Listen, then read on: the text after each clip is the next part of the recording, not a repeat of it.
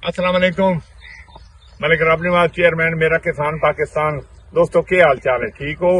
चुकंदर की पटाई करते पे हाँ ते जेड़ा 74 मॉडल ट्रैक्टर लिया, पैसे भी बड़े ढेर सारे भरे हैं। बंदे आते हैं जी को वीडियो परफॉर्मेंस की वीडियो दिखाओ।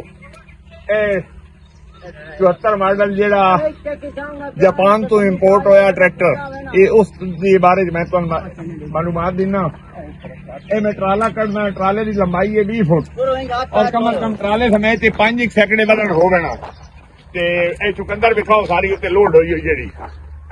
ते मैं तुहानू हुण ए ट्राला बाहर कढ़दा, इस कल्ले ट्रैक्टर नाल कढ़दा। ए जमीन वाही हुई वेख लो, जमीन विखा भाई, ली बनी पई जी इत्थे। ठीक है, ए वाही हुई जमीन है सारी, चुकंदर पट्टी है। हुण मैं तुहानू दी परफॉर्मेंस दिखाना। चल भाई अगले पासे हो भाई।